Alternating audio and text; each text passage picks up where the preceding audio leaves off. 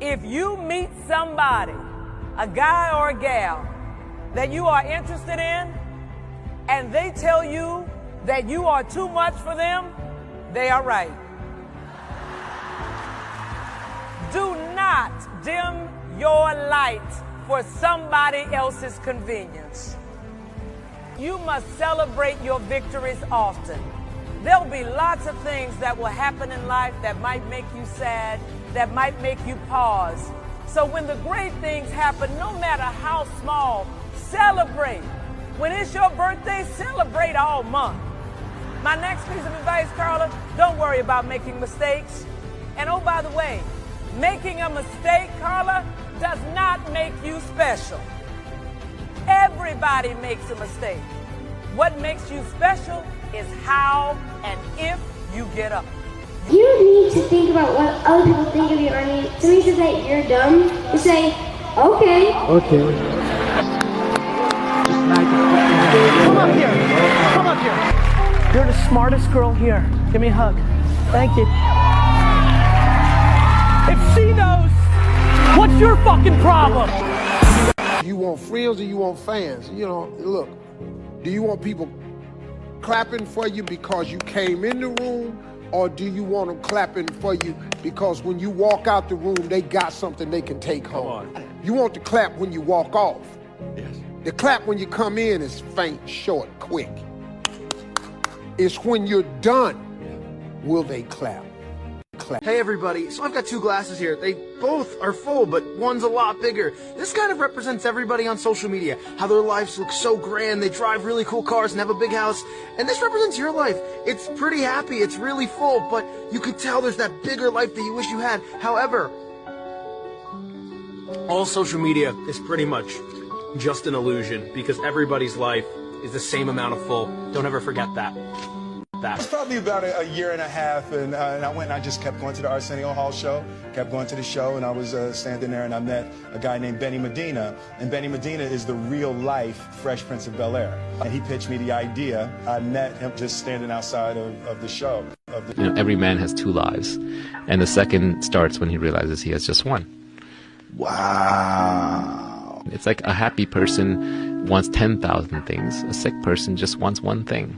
Right? So it's your unlimited desires that are clouding your peace, your happiness.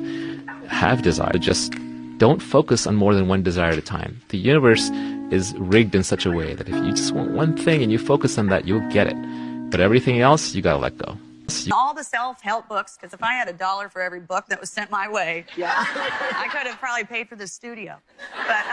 But you can read them and you can sort of intellectualize it, but the truth is, and you sit there going, well, how do I do that? How, you know, and you're frustrated, and then you get down on yourself because you're not there yet, and then you just realize one day it's happened. It's collected in your cellular memory, and and then one day you're sitting there with your friend doing yoga, and you go, oh, I get it.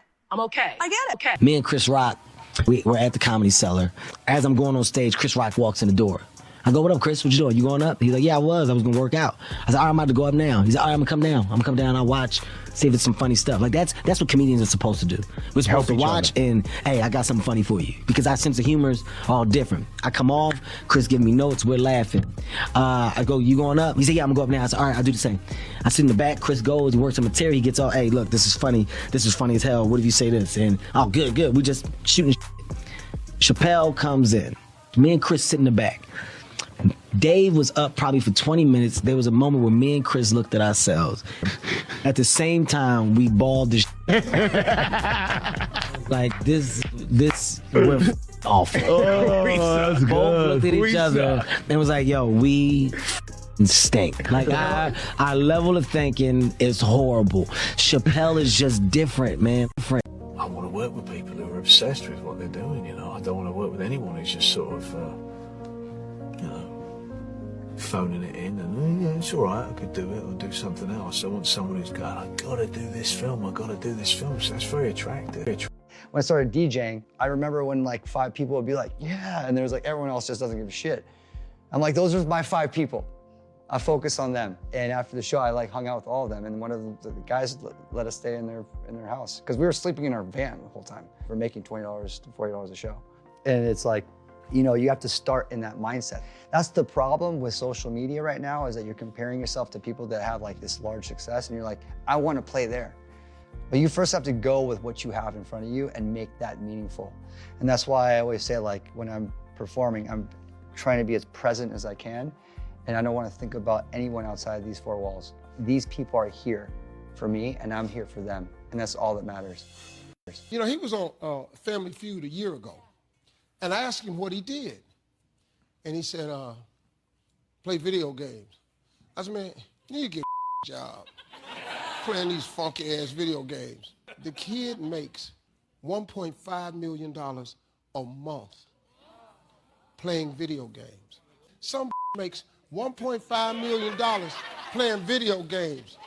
I'm looking at my kids. What y'all been doing? I have a question about passive income, and I want to know what kind of trends do you see? When you say passive income, do you mean what do you mean? I mean not having to work all day long. I want to be on a beach in Mexico instead of being on an office in Sweden in cold November.